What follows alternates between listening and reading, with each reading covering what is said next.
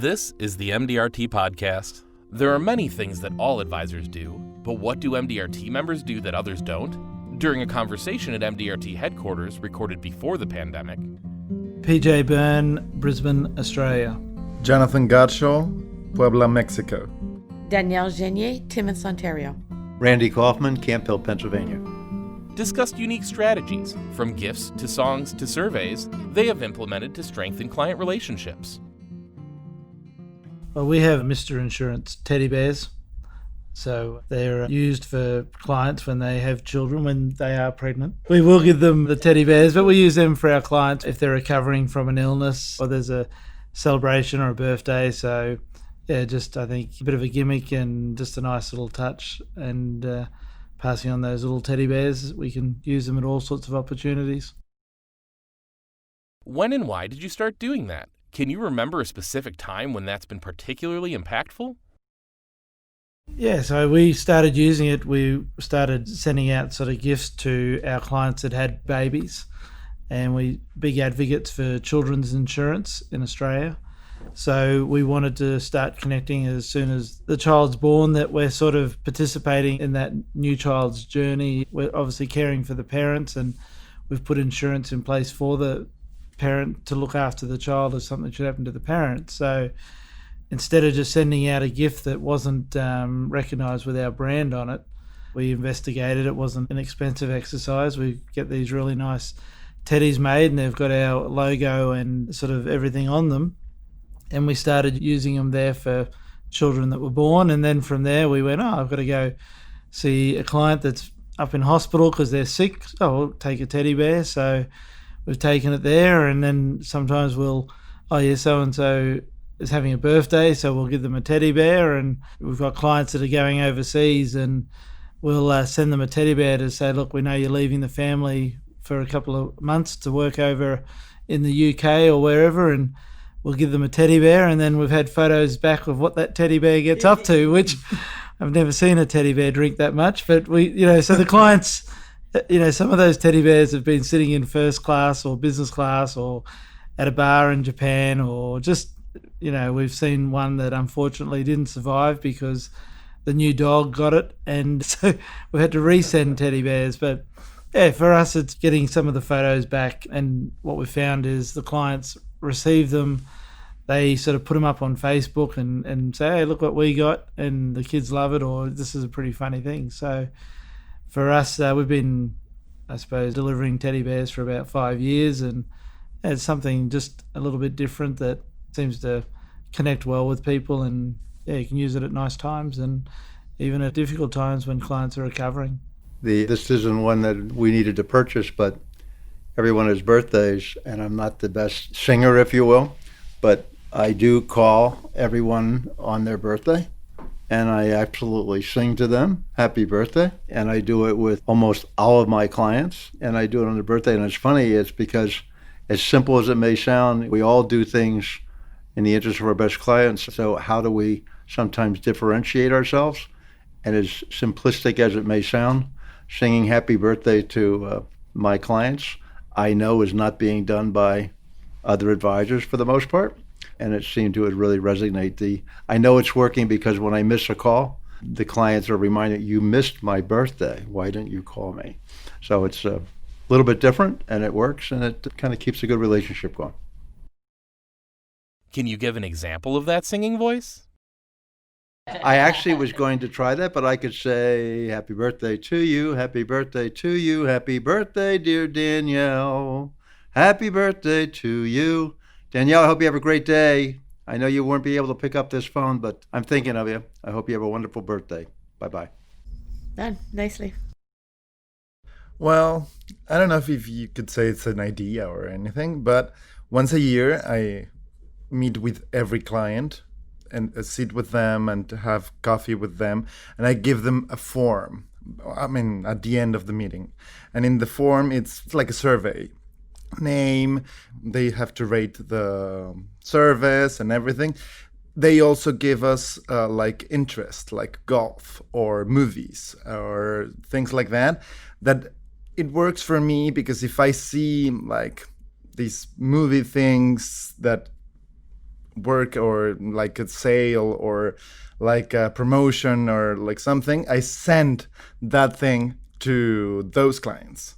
Or for example, golf. I see like there's an interesting tournament of golf in that state. I send those clients that like it's like interesting for them. It's like I'm being reminded of them a long time. And also at the end, there's like 5 lines of referrals. So every time I see them, I get referrals. But always after I see their needs first, and then my needs after. So it's not only just ask for referrals. What benefit have you seen from that? Sometimes they call me because sometimes the guy that said that he likes theater, for example, theater plays, or sometimes I have like partnerships with the different agencies, and sometimes I get theater tickets for free. So instead of using them, I give them to them, for example. So they're really grateful for those things. So they give me referrals as a thank you, not as a process. Yeah. Give me some names. Yeah, sometimes they even want to give me more referrals so I can give something else.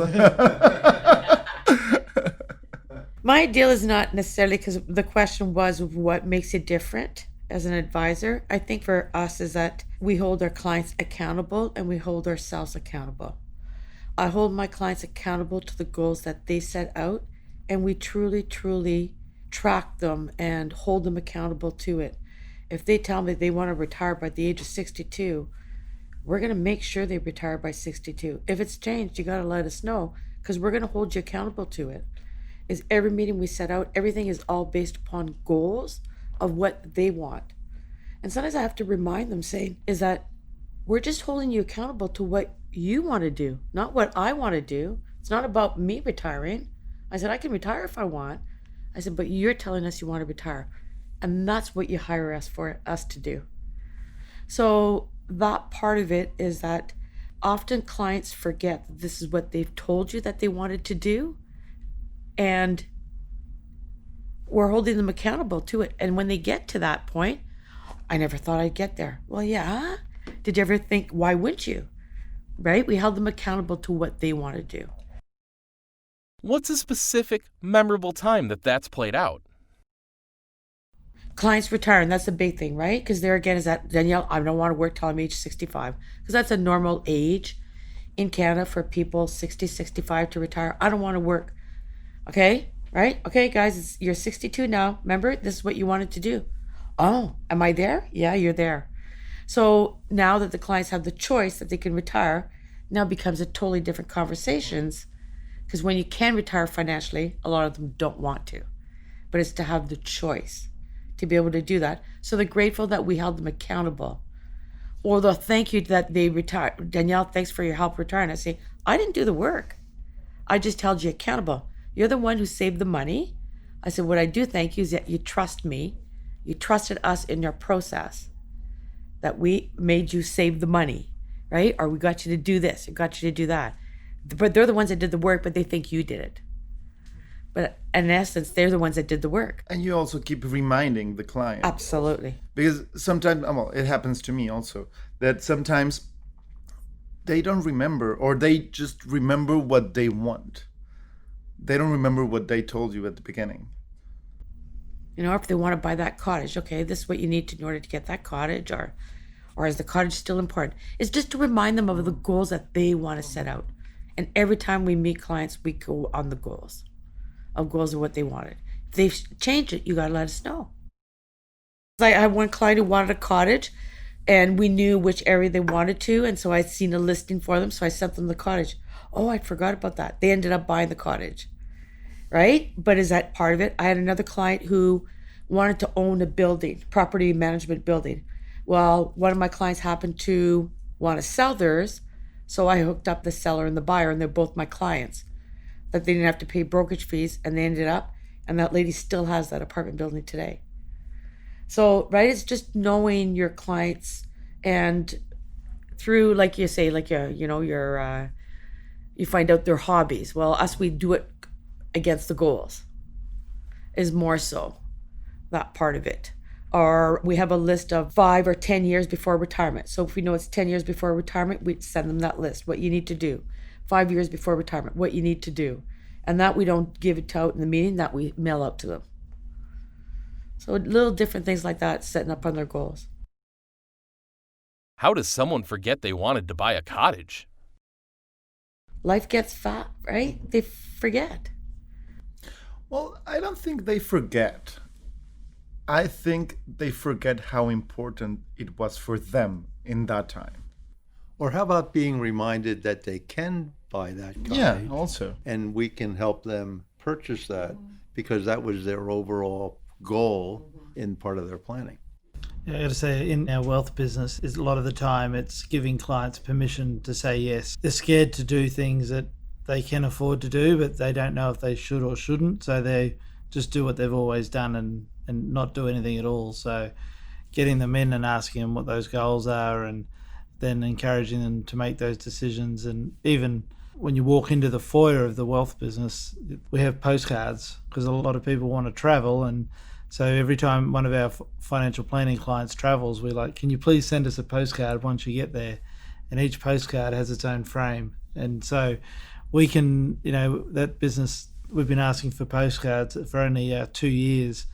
And now we'd have probably 20 to 25 postcards of people that have had their dream holiday or done that trip with their family or been to Italy. And, so I think as a reminder to myself and the team when we walk into that office, those postcards are the evidence of the difference we've made for them. Like you said, they did the hard work, but we were the ones that were able to tell them that they could do it and they should do it while they're healthy enough. So that was really good. And that brings up another topic. When you know their goals and something happens in life, that a sickness or they've been diagnosed with cancer, and that's what I'm reminding them, saying, okay, this is how life can change quickly. You've got the affordability. My big thing is for clients that obviously have the wealth, I'll say, why don't you pay for a family trip? Well, how do I do that? So we'll help them to get organized. Us, the big thing is Walt Disney World in Florida, is pay for, the children, the grandchildren. We'll help you set up with, we know, right, a service that can get you the house and rent a big house and, what to do. And so when those people take those holidays, and I say, pay for it from the time they leave to the time you get back, pay for everything. Yeah, it might cost you $30,000, but you'll never ever regret it. All the clients that have done it is that either before, right, we've seen them after, they still can't believe that they were able to do that. And they're going to do it before they pass away, or they don't have the health anymore to be able to do it. Danielle, can I do that for $18,000? Is that okay? Yeah. Okay. 18,000 clients? No. That's and it's a reward for us because we've helped the clients to reach their goals, and right, and maybe because life can change quickly because of health. Very much so. They filled up some of their bucket list or some of their goals. We've got a 51-year-old lady that's terminally ill, and she came in, met her 3 months ago, and we helped her get a terminal illness payment. And I know her son is only about 23, and I said to her, and she's lovely and still on the, looks pretty active and healthy at the moment, but the cancer will unfortunately get to her. But I did say, what's your bucket list? And so we said, look, the money will sort itself out. We'll get that for you, but what do you need to do? And New York was one of the things that she wanted to do with her son. And so within that first meeting, we'd done all the forms to get the insurance benefits, but we also gave her a card to my travel agent that I use. And I said, make an appointment to go see her tomorrow and book New York. And within the month, they'd actually been to New York and they did a photo shoot, which I thought was really cool. The son was telling me last week that the photo shoot with his mum was amazing in New York, and they went and did some really cool things. It knocked her around a bit, but she's come back and she's got sort of 4 other places that she's got to do, and she's ticking them off as she goes. So it's good to help people even in their darkest times that still say yes, go and do it, but it's just have that next step of not just telling them to go and book a flight, put them onto the right person to go and book that flight and book it tomorrow. And I think Hold them accountable to hold do them. it. It is holding them accountable and also encouraging them, because whether it be, sadly, that's through ill health that's brought that forward.